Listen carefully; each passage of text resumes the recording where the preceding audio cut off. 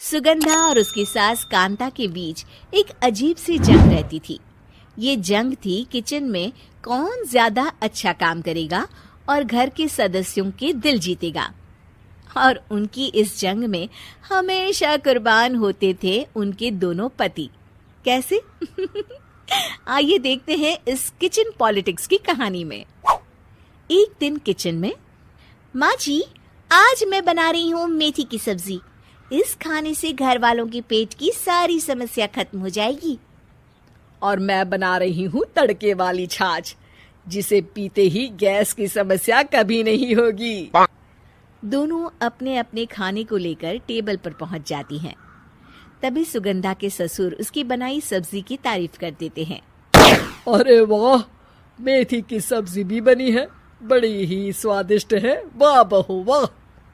अरे बहू, लेकिन इसमें इतनी सारी मेथी बर्बाद करने की क्या जरूरत थी? देखिए माँ जी, ये तो वो मेथी है जो आप रात में भिगोकर सुबह उसका पानी पीती हैं, और जो मेथी फेंक देती है उसी से मैंने ये सब्जी बनाई है। अरे वाह बहू, तुमने तो बड़ा ही समझदारी का काम किया। बस अब क्या था, कांता जी का तो मानो ये सुनकर खून ही सूख गया। वो फैसला कर लेती है कि किसी भी तरह वो अपने खाने की तारीफ लेकर ही रहेगी और सुगंधा को किचन में उसकी कमियां गिनाएगी। कांता फ्रिज खोलकर देख रही होती है और फिर सुगंधा से कहती है, अरे बहू, ये क्या, पूरा फ्रिज गंदा पड़ा है। तभी वहां सुगंधा का पति आ जाता है। वो सुगंधा को डांट कर कहता है, सुगंधा, तुम्हें कितनी बार कह रखा है कि वायरस फैल रहा है, साफ सफाई का पूरा ख्याल रखना है, लेकिन तुम किचन में इतनी गंदगी रखोगी तो कैसे चलेगा। सुगंधा सास की तरफ देखती है जहां वो मुस्कुरा रही होती है। सुगंधा समझ जाती है कि सास ने उससे बदला लेने के लिए ये सब किया है। दोनों रात के खाने की तैयारी में लग जाती हैं। दोनों ना एक दूसरे की तरफ देखती हैं और ना ही एक दूसरे से बातें करती हैं। रात को खाने की टेबल पर एक एक कर दोनों कई तरह के अलग अलग व्यंजन टेबल पर लगा देती हैं और अपने अपने पति के पास जाकर खड़ी हो जाती हैं। अरे खाइए जी खाइए, मैंने बड़ी मेहनत से बनाया है। प्लेट में वो खाना डालती हैं। सुगंधा भी दोनों की प्लेट में खाना डालते हुए कहती है, बड़ी ही मेहनत लगी है इस खाने को बनाने में। हाँ, दोनों को ना चाहते हुए भी सारा खाना खाना पड़ता है। कहीं दही तो कहीं मलाई तो कहीं मसाला। और इन सब के बाद दोनों बड़ी ही मुश्किल से अपने कमरे में सोने जाते हैं।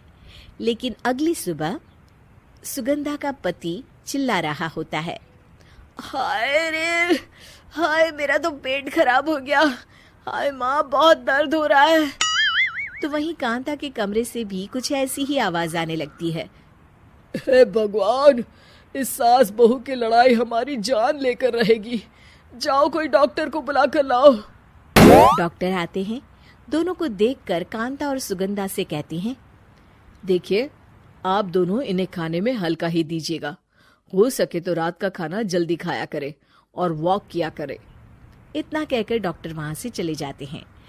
जिसके बाद एक बार फिर से दोनों बहुएं किचन में जाती हैं और खाना बनाने में लग जाती हैं। रात में खाने के टेबल पर दोनों एक बार फिर से खाना लगाने लगती है।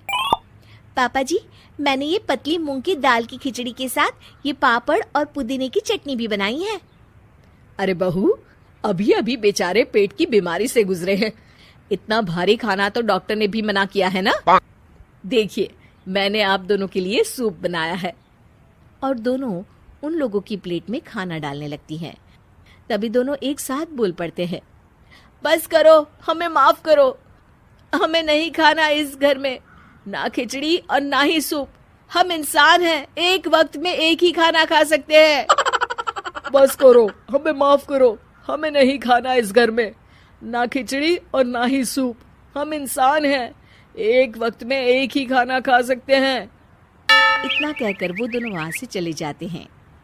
कहानी का अंत। आप लोग उम्मीद कर रहे होंगे कि अंत में सब ठीक हो जाएगा।